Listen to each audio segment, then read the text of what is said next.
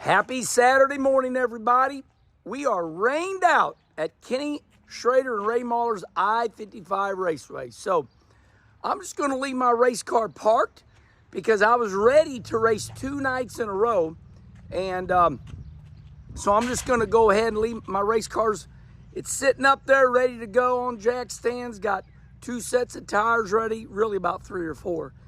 So I'm going to go on the Kyle Petty charity ride on Thursday. I'm going to head out to Deadwood.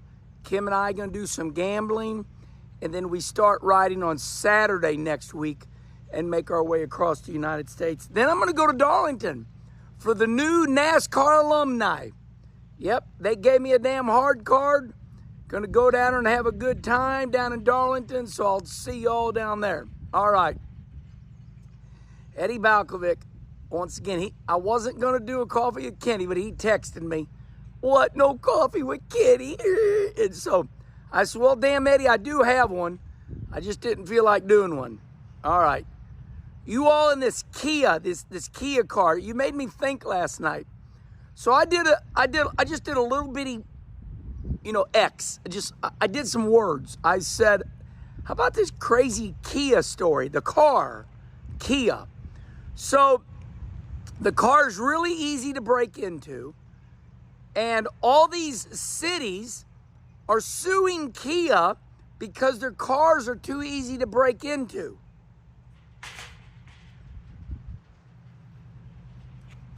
All right, hold on.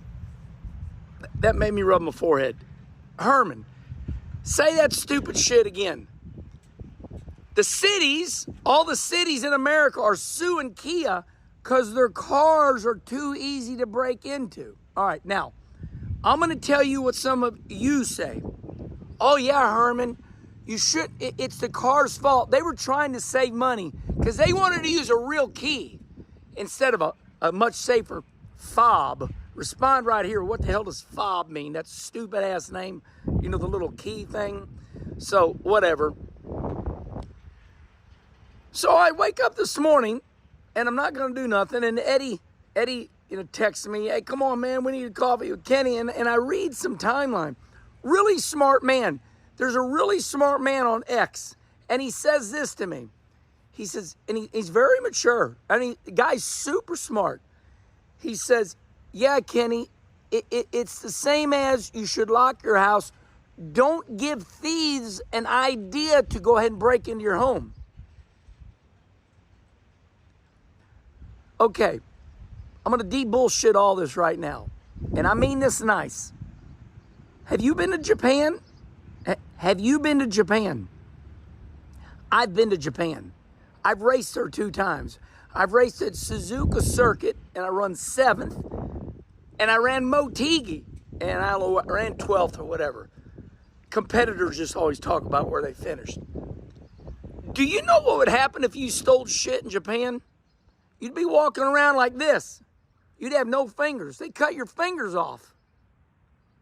In Japan, if you steal shit, they cut your fingers off. Okay, look. We are in a new world. I get it. We're in a new world, and I get it. You all want to change the world into whatever it is. I'm not going to get into politics. But as Uncle Rusty says, you are thinking wrong. You're thinking wrong. No, you shouldn't even have to lock the door to your house. You shouldn't even have to lock your car up. People shouldn't steal shit. It's your stuff. You got your keys. I can't help they go and get a little computer stick and put it in there. And I know that Kia boys out in Philadelphia, and I get all this. I get it. But you are thinking wrong. You shouldn't have to deter thieves.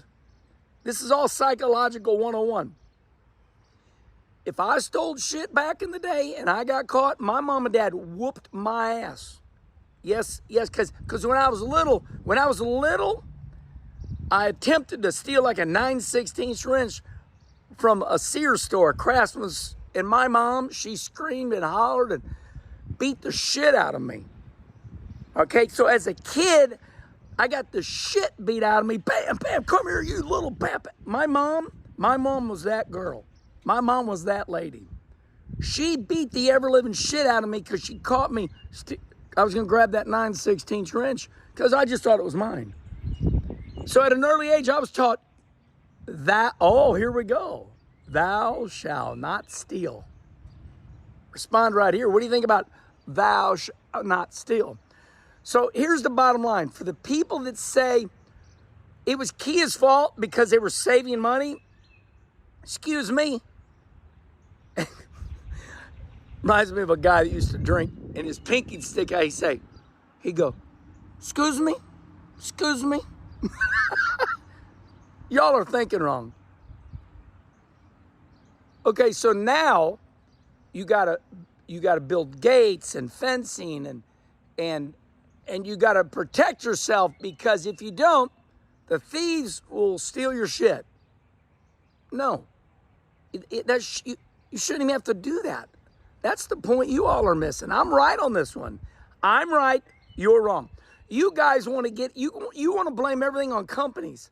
You know what we ought to do? We ought to shut all companies down in the world. Quit making everything and just see what you all do about that.